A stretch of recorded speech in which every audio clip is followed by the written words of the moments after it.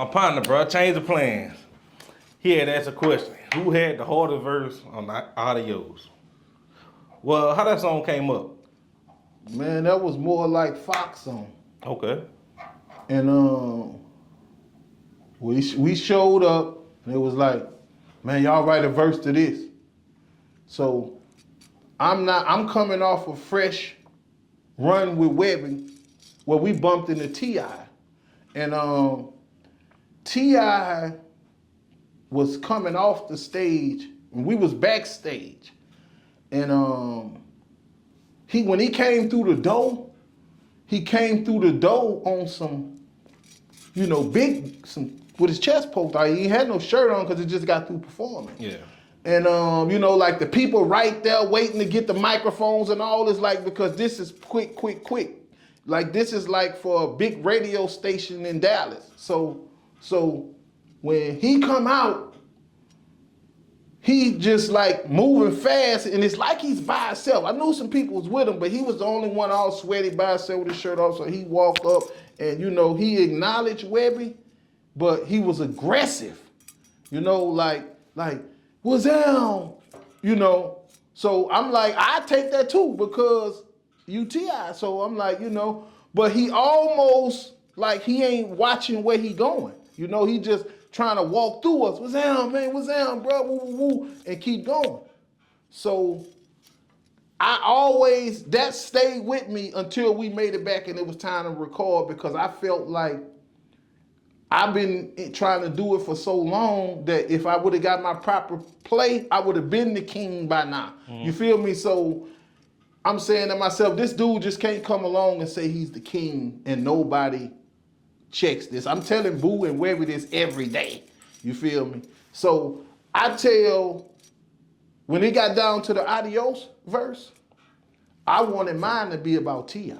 because I knew it was a single or was supposed to be a single. So I made mine about T.I.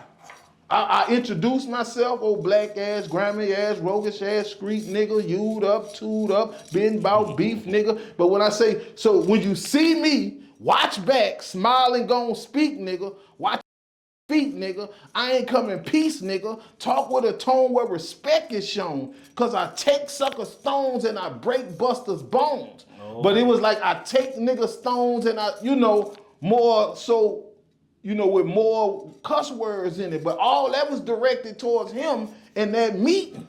Yeah. You feel me? And they was like, nah, change that verse. And I was like, why I gotta change my verse?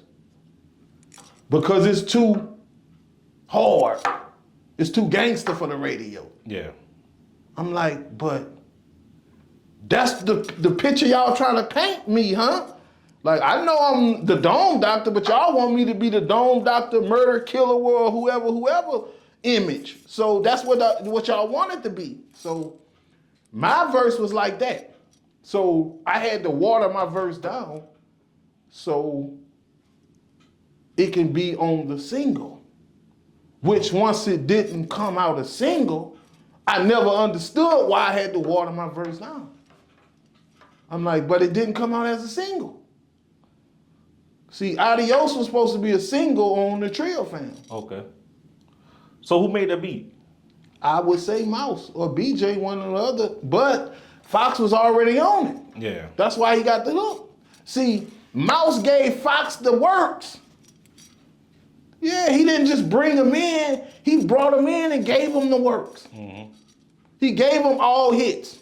Like, okay, all those songs that Fox got off on, basically was handed to him from Mouse. Mouse come with the choreography when he bring you the song.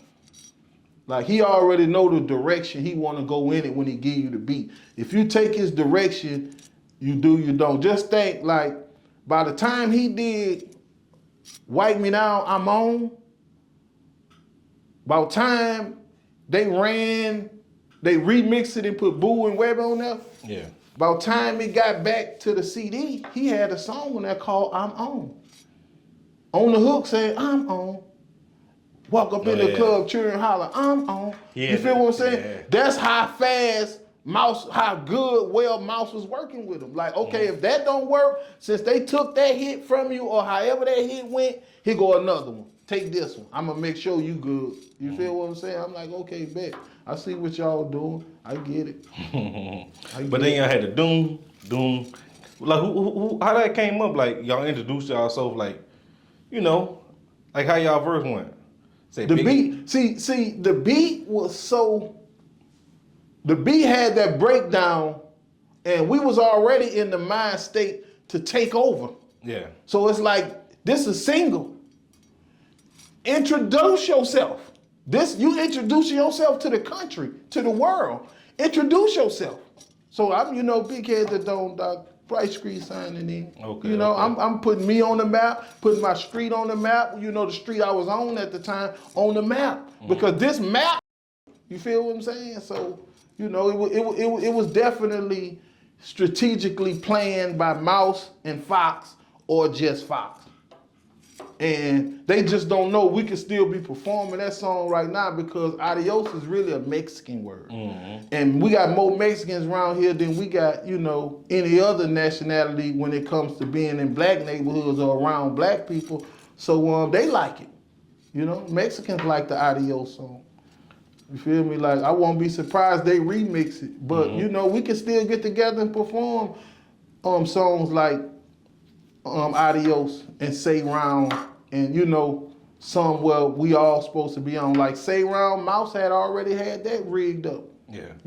And Mouse was genius, man. Right. I wish he'd do interviews. Right. Like I say, bro, if he don't need to do no interview, he don't do no interview, because somebody might ask him this. Yeah. Did Big Head bring you that song about independent? And then he gonna have to answer. And then if he lied, he lied. You feel what I'm saying? If he tell the truth, might hurt him. You know what I'm saying? Because, we was in it together. We still is. Like, them dudes still my brothers. I don't got no hard feelings against none of them dudes. See, bro, I've been through so much pain in my life, bro, I could cry on sight. So what they saying, or how people say that situation went with Trill, that's nothing, bro. Yeah.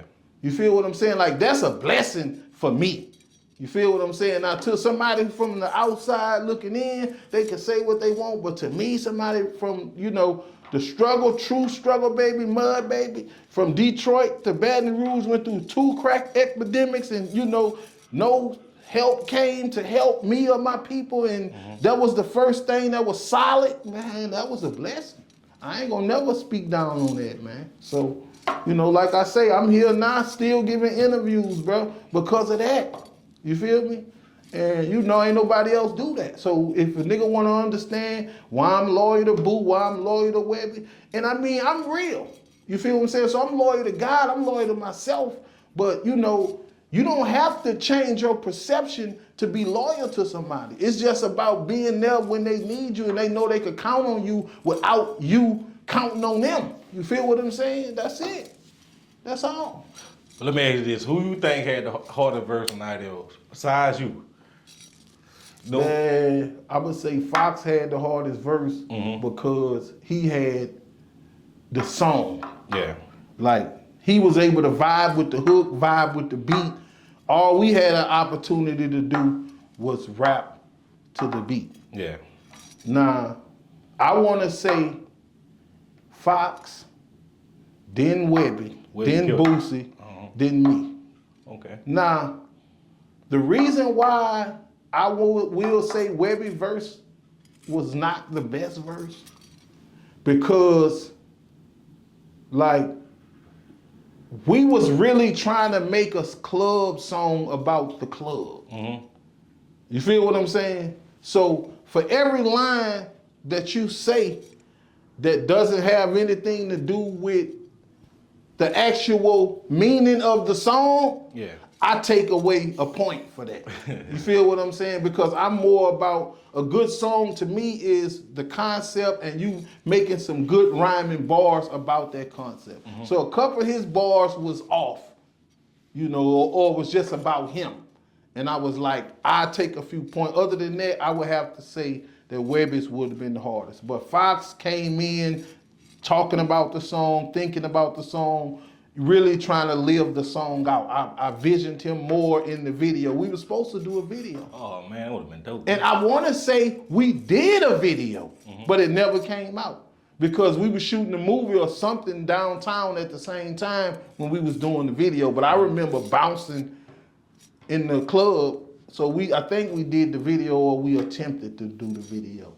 But yeah, so, and Boosie, he was more so of Boosie was so established at that point.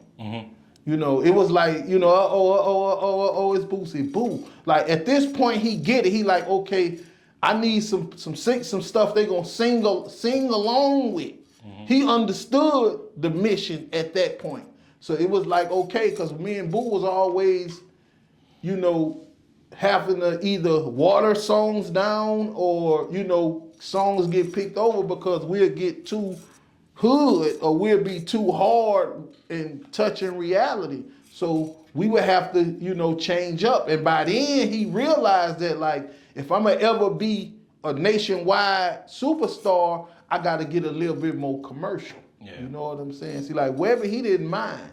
Like he was like, you know, I know I gotta make it, so I'm coming in however I need to come in. I'm with it, you know, and you know, like say for instance, Webby, he might have had Girl Give Me That with Bun B, but Boosie, you had Touchdown to Cause Hell with me. So it's like, well, okay, this song ain't gonna move how this song move because look at what's the topic. Look what you're talking about. Look what you're rapping about. But both of them were singles. Yeah. Whatever happened with Webber 612 video? You remember that? Y'all shot that at Bella Noche. Yeah. What happened with that? You don't know? I definitely don't know. Okay. And then it might have been something about who shot it. I don't know. I think my partner BK shot it. Shout out to BK. I don't remember. But I remember it was hot as out there. Yeah,